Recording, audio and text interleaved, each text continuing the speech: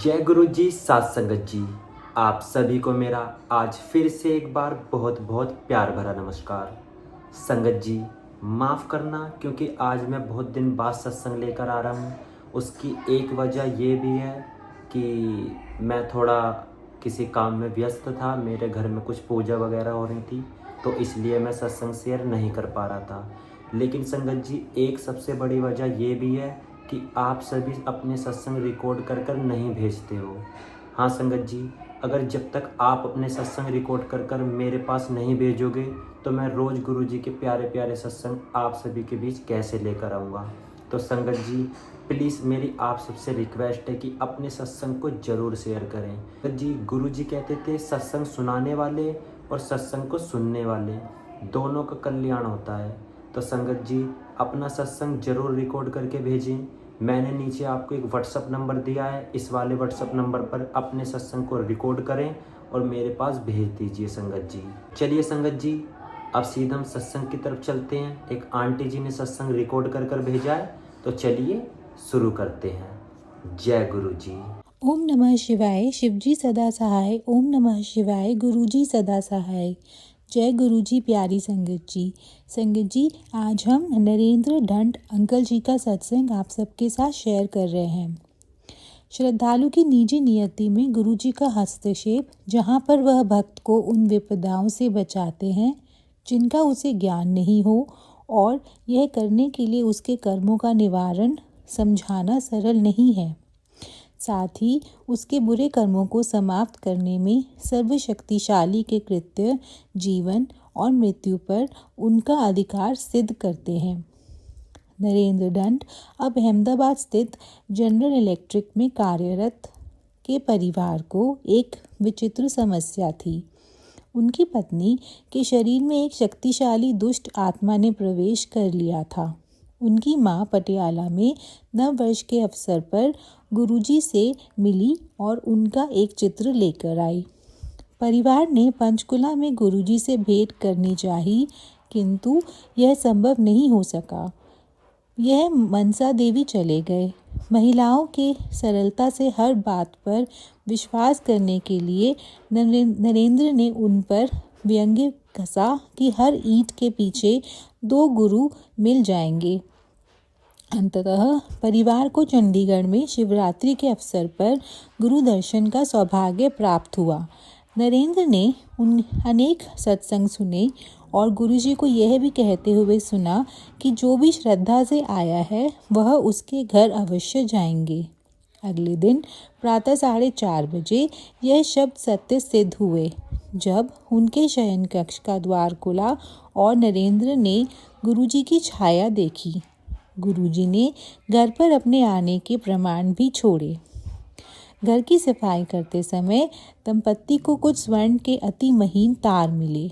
उनको यह पता नहीं था कि वह क्या है, परंतु अगले 20 दिन तक वह घर में यह उन्हें उठाते रहे। यह वही तार थे जो गुरुजी के वस्त्रों में सज्जित बेल बूटों में लगते हैं। नरेंद्र ने गुरुजी से मिलने का निश्चय किया और एक शनिवार को उनसे मिलने चंडीगढ़ गए। उन्होंने गुरुजी से अपनी पत्नी की समस्या का उल्लेख किया तो गुरुजी ने कहा कि उन्हें आशीर्वाद मिल गया है। नरेंद्र निराश हो गए। वह सोच रहे थे कि गुरुजी ने उनसे उनकी समस्या के बारे में क्यों नहीं पूछा या उनसे और अधिक बात क्यों नहीं की। उस समय तक यह गुरुजी द्वारा उच्चारित शब्दों की पूरी शक्ति से अनभिज्ञ थे। उनके कथन सत्य वचन है, भले ही कितने भी अनौपचारिक रूप से किसी की समस्या का निवारण करने के लिए कहे गए हों। नरेंद्र फिर गुरुजी के जन्म स्थान डुगरी ग्राम गए। वहाँ से वह यादगार के लिए गुरुजी के घर से एक ईंट ले आए। उस ईंट को धोकर उन्होंने अपने घर में पूजा स्थान पर रख दिया। उसी रात्रि को उन्हें एक स्वप्न आया। उन्होंने देखा कि वह नारी आत्मा जो उनकी पत्नी के शरीर में थी ने अब उनके शरीर में प्रवेश कर लिया। उनके मुख से वह बोली कि उसे कभी भी वश में नहीं किया जा सकता था, किंतु घर में रखी हुई वह ईंट इतनी शक्तिशाली है कि अब वह यहाँ पर और एक पल भी नहीं रह सकती और वह इसी समय यह घर छोड़कर जा रही है। परिवार की समस्या हल हो गई थी। गुरुजी के घर से लाई हुई उस ईंट के कारण। वह एक ईंट नरेंद्र के उस परिहास कि हर ईंट के पीछे 2 गुरु मिल जाते हैं का मुंह तोड़ उत्तर भी था। अथाह प्रयत्न करने पर भी अगले दिन नरेंद्र को यह पूरा स्वप्न याद नहीं रहा था, किंतु गुरुजी ने उसके मन की सभी शंकाएं यह कहकर दूर कर दी कि उन्हें एक ईंट के माध्यम से कृपा प्राप्त हुई थी। फिर गुरुजी ने सदा की भांति थोड़े से वाक्यों में गुरु की प्रकृति का रहस्य दोधातन यह कहकर कर दिया, गुरु को कुछ भी बताने की आवश्यकता नहीं है। गुरु को इस स्तर पर तक मत गिराओ। गुरु को तुम्हारी समस्या का आभास है और वह उसका हल निकाल लेंगे। बार बार गुरु के यह शब्द सत्य सिद्ध हुए हैं। जनवरी 1998 में नरेंद्र अपने भतीजे की पहली लोहड़ी पर होने वाले समारोह के लिए कुछ उपले लेने डुगरी गए। वह गुरुजी की माँ से मिले, जिन्होंने उन्हें एक बोरी उपले ले जाने के लिए कहा, किंतु वह अपने कार में केवल 5 उपले लेकर वापस आ गए। 3 दिन के पश्चात माताजी गुरुजी के पास दिल्ली में थी।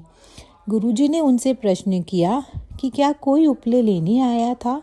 माँ को नरेंद्र का नाम पता नहीं होने के कारण उन्होंने कहा कि चश्मा पहने हुए एक युवक आया था और वह कुछ उपले अपनी कार में रखकर ले गया था। जब गुरुजी ने पूछा कि क्या बोरी भरकर उपले दिए थे, तो माँ ने नकारात्मक उत्तर दिया। फिर गुरुजी जैसे अपने आप से बात करते हुए बोलने लगे कि होगा या नहीं होगा। यह उन्होंने 2 बार दोहराया। फिर वह बोले कि जब होगा वह देख लेंगे। शीघ्र ही नरेंद्र की पत्नी गर्भवती हो गई। उसके 8वें मास में नरेंद्र ने नवजात शिशु को लपेटने के लिए गुरुजी से उनके वस्त्रों के लिए अनुग्रह किया। गुरुजी ने मना कर दिया। शल्य क्रिया के द्वारा नरेंद्र की पत्नी ने एक कन्या को जन्म दिया। जन्म के दिन ही उसके फेफड़ों में संक्रमण यानी इन्फेक्शन हो गया। नरेंद्र ने जब गुरुजी को बताया तो उन्होंने कहा कि सब ठीक हो जाएगा, किंतु तीसरे दिन उस नवजात शिशु की मृत्यु हो गई। नरेंद्र के पत्नी के टांकों के पास में पस भर गई। 21 दिन में वह पस पेट में एक थैली के रूप में एकत्रित हो गई। नरेंद्र की पत्नी अत्यंत दुखी थी। उसने गुरुजी को उनके चित्र के सामने उनको भला बुरा कहा। विलाप करते हुए उसने कहा कि वह अपना बच्चा पहले ही खो चुकी थी और अब उसे यह समस्या हो गई थी। उस रात्रि में उसे अपना उत्तर मिल गया। गुरुजी ने उसे स्वप्न में दर्शन देकर उसे 21 दिन तक एक आरती करने को कहा। उन्होंने एक उपाय भी बताया। फिर उन्होंने कहा कि उसके उदर में वह थैली जन्म दिवस के 42 दिन बाद लुप्त हो जाएगी।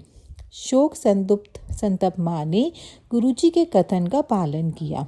उसने वह आरती 21 दिन तक की। आश्चर्यजनक रूप से उस दिन के पश्चात उसे उस आरती के शब्द याद ही नहीं रहे।